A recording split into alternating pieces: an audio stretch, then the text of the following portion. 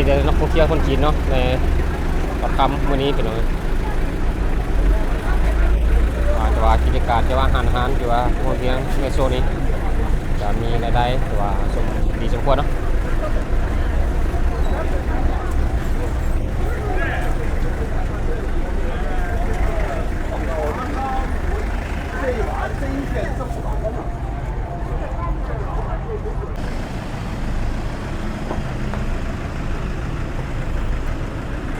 เนาะจะเป็นเวลาที่ว่า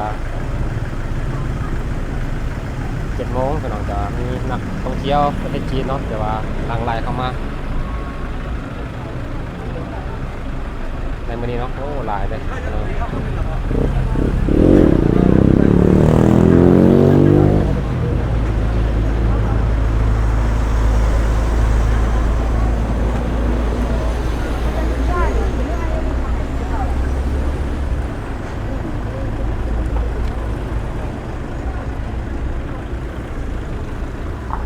โอ้พี่น้องครับตอนแรกเนาะจะว่าสถานที่จะว่าเป็นอาหารเนาะอยู่ในเมืองเวียงในมื้อนี้พี่น้องมีนักท่องเที่ยวประเทศจีนออกมาเล่นกิจกรรมเนาะภายในเล่นออกไฟพี่น้องแล้วก็ไปเบิ่งมอเนาะเจ้าเต้นออกไฟพี่น้อง山坡的海路，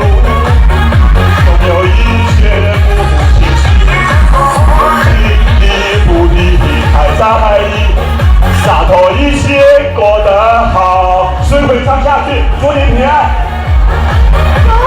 是我老根最大的心愿。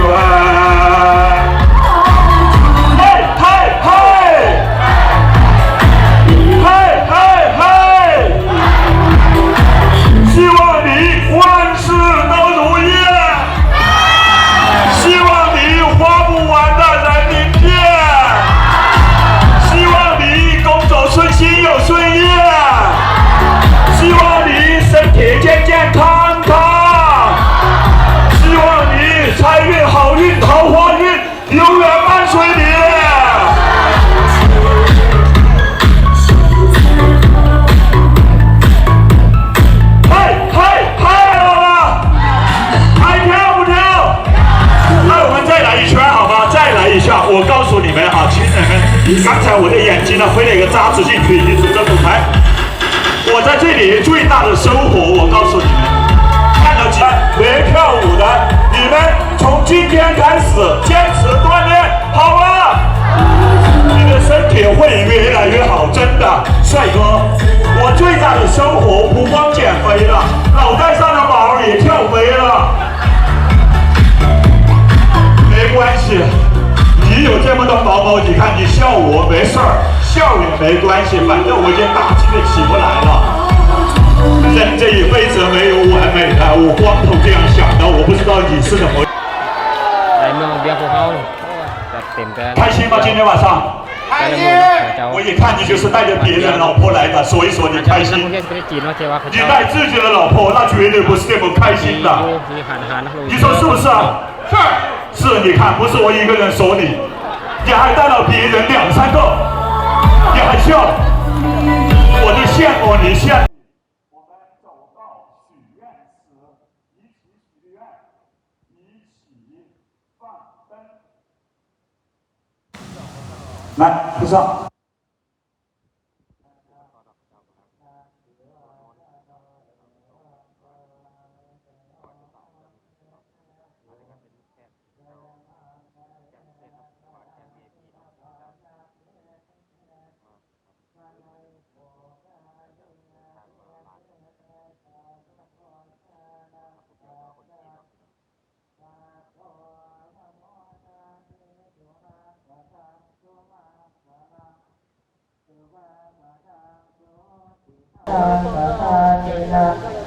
มโนกามังปะเทเตปะทะอิทากะตะ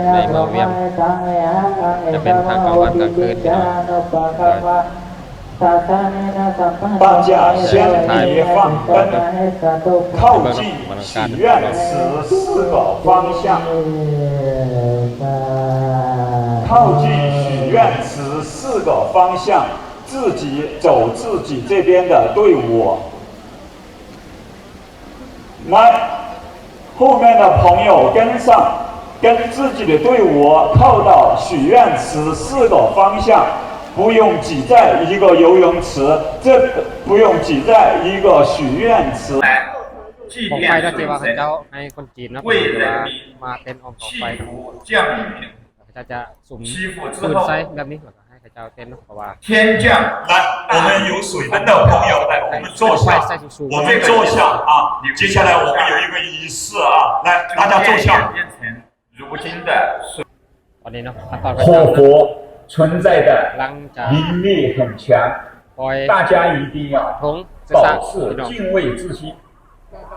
有要了解这方面文化和故事的，到时可以叫你们的导游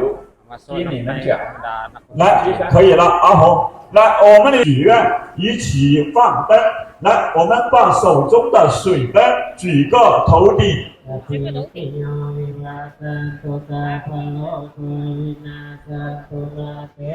จ้าตอนนี้ขั้นตอนจะว่าให้ยาพอและครูบาเนาะสวดมนต์ธรรมดาเจ้าคนจีน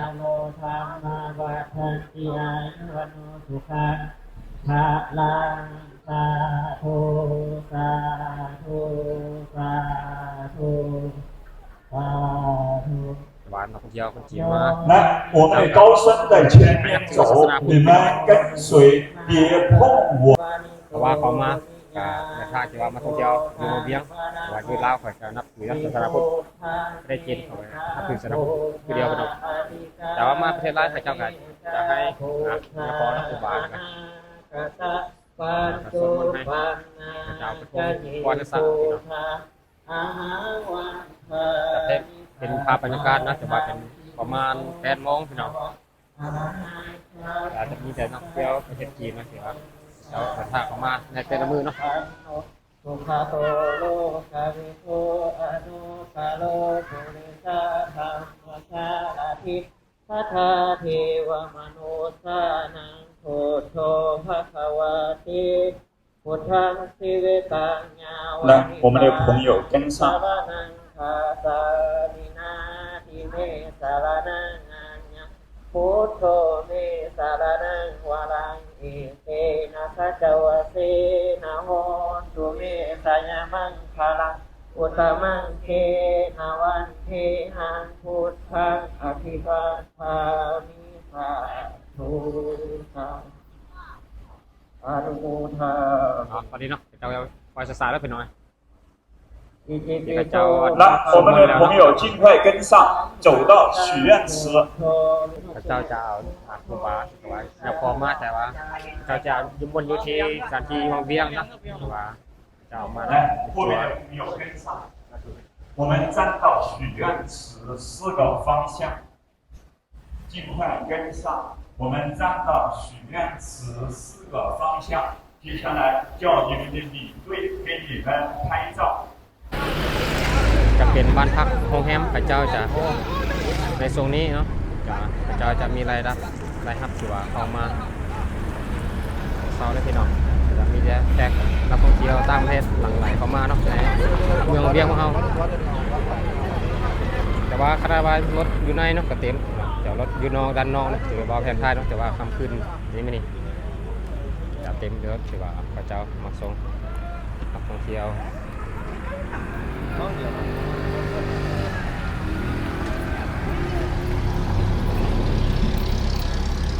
ไต่เส้นก็ดีกว่าดีเนาะเจ้ากำลังอันนี้ก็เสียบเหยียบคนอันนี้ก็เข้าหมดกำลัง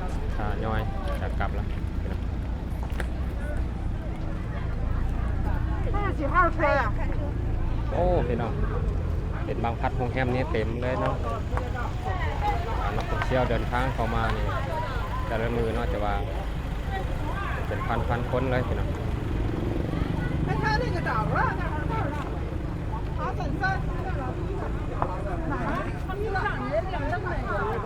อันนี้กี่คนแล้ว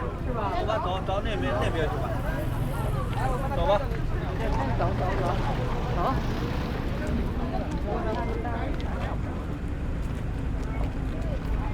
จะเป็นเส้นทางที่ว่า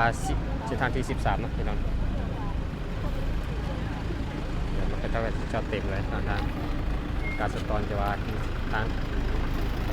13อยู่บนพอดีเนาะแต่ว่าแอดนิดนึงพี่น้องรถเขาออกเนาะแต่ว่าดูอยู่บนเสาเลยพี่น้องมาดึงดูดเนาะแต่ว่าเมืองเวียงของเรานักท่องเที่ยวทางภายในจะต่างประเทศทางยุโรปอเมริกากับทางหลายกระมูลแม่นนักท่องเที่ยวประเทศจีนพี่น้อง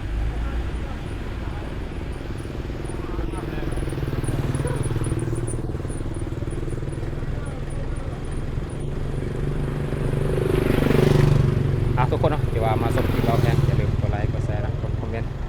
และกดติดตามเพื่อเป็นกำลังใจในคลิปต่อไปเข้าคำว่าสบายดี